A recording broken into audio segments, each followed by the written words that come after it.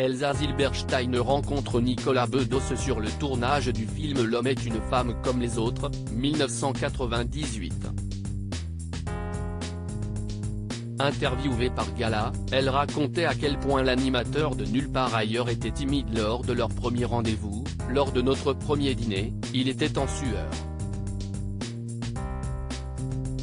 Il me disait « Je ne pourrai jamais dîner avec vous ». Il avait une serviette et s'épongeait le front.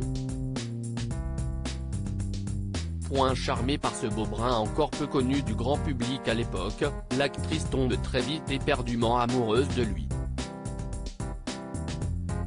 Une relation passionnelle mais fatigante pour la belle brune qui n'avait pas hésité à mettre sa carrière au second plan pour l'acteur.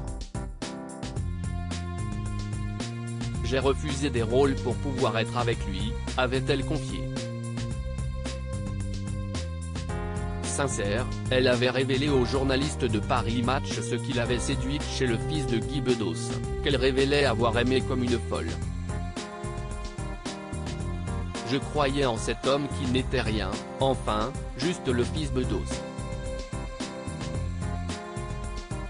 Il avait une inspiration débordante, écrivait partout, sur des bouts de table. J'étais sûr qu'il ferait de grandes choses. Ce mec est hors norme, avait-elle déclaré. À ses côtés, l'actrice pensait enfin avoir trouvé son âme sœur, celui qui saurait enfin lui parler et lui donner de la joie de vivre au quotidien. Dans son besoin d'être toujours stimulé, il était stimulant.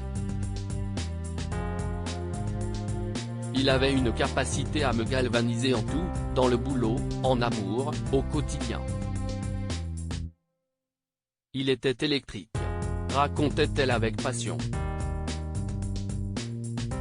Malheureusement, la relation s'éteint en 2008. Ce n'était plus possible, expliquait l'actrice à Gala. Mais je ne regrette rien. Aujourd'hui, nous sommes amis. Désormais amoureuse de Michael Pierrard, l'assistant à la réalisation de Claude Lelouch sur Les plus belles années d'une vie, Elsa Zilberstein n'a aucun mauvais souvenir avec Nicolas Bedos qu'elle estime toujours énormément. De son côté, Nicolas Bedos a vécu une longue idylle avec Doria Tillier. Il a confirmé leur rupture en 2019. Récemment, il s'est affiché au bras de Pauline Démon le 19 juin 2021 lors du festival Ciné-Roman.